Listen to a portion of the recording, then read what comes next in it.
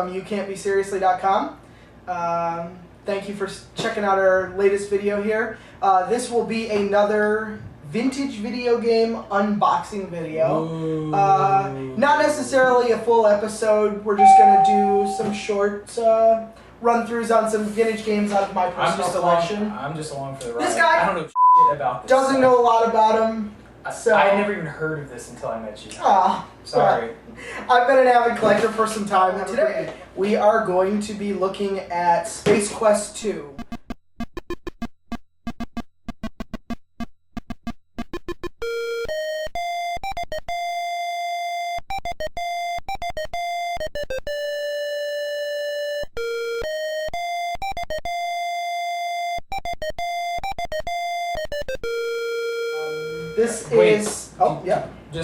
I know this is supposed to be really informative, but do you have to have 2 copies of the same game to make Space Quest 2? No.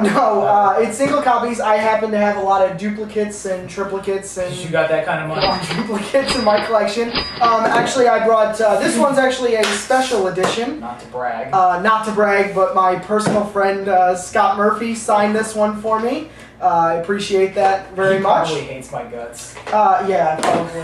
So nothing personal. I've just never heard of it. Doesn't click with you. So SWAT. I like SWAT. And we're gonna look at SWAT. I'm excited. We're gonna probably when we do Police Quest here. Space Quest 2, Vohaul's Revenge.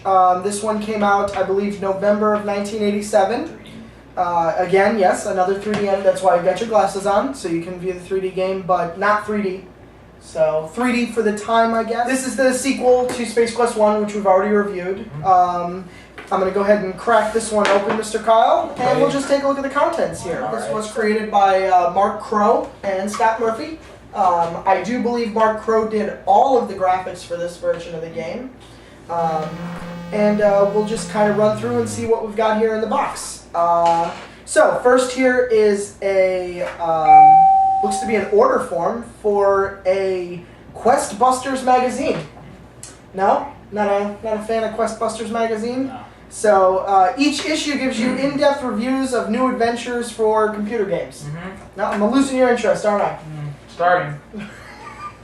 Order forms don't do it for me. Oh, well, this is an order form for King's Quest and Space Quest. Look at this, Kyle. In 1987, King's Quest hint books were $7.95.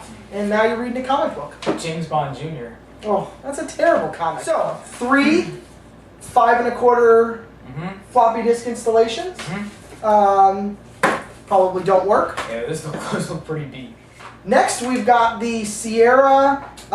This would look to be like their product catalog. A lot of their issues. You know, here's some King's Quest. Right. More Space Quest, some Police Quest. Various items that could be purchased by Sierra at that time. Registration card. It's a giant card.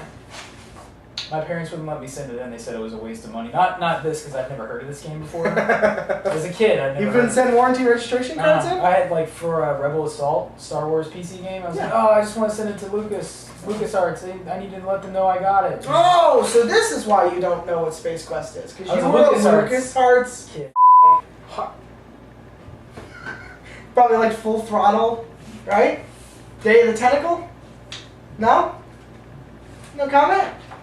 Awful games. So, registration card, probably wouldn't go too far if we mailed it. And really the biter and clincher on this is the Space Piston comic book that shipped with this. This comic, it filled the gap essentially between your Space Quest 1 and Space Quest 2. Kind of explained why 1, you were, the end of the game, essentially a hero. You saved the worlds, as I said, but then in the beginning of 2, you were just promoted to head and only janitor on the spaceship. So this kind of helps bridge the gap, and then inside it's also kind of a initial book. Back to piss on your story about this with LucasArts. It's kind of like that game, Shadow of the Empire, I think. It was like a Nintendo 64 game that bridged the gap between Empire and Return of the Jedi. Okay. It's kind of like that, only they bothered to make a game, not a comic book. Well, they made a video game, a 3D for the Nintendo 64. Yeah, it was good. That was an awful system. It was good. The controller looked like a white man's penis. You were just holding it. Well, you're hung up on penises. Space Piston comic book. This comic book actually won awards in 1988. For being small? No. Smallest comic book goes to Space Piston! That's an impressive award. Nobody else is bothered to with them. Certainly was not for being the smallest comic book. It was actually for being a good advertising piece. And it is smart. And as you can see, this comic book cost $5 Buckazoids. Would you like to thumb through that? I don't know if I don't want to. You love comic books. I do like comic books. Well, you thumb to the instruction manual that's midway through. Look, it's like a real comic book. It's got all those little items that you can order. You know, it's why I appreciate these games. You get something now. Look, you buy Fallout. They took what do you get? They took you get Fallout. That's it. You don't get a lot of extras. So that's about it. Fantastic game. This happens to be one of my favorites in the Space Quest series. Great game. So I'll take your word. Oh, maybe you'll try it sometime. Maybe you'll make me. Maybe I will. You folks. Kyle and Mike. Bye. Doesn't like Sierra. No, I do. I just never heard it. Haters gonna hate.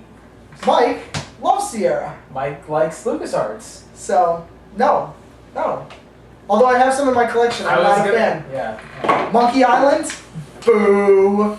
Boo. Thanks again for watching. YouCan'tBeSeriously.com. Everybody have a great whatever. You're getting so nice. You're so mean in the beginning.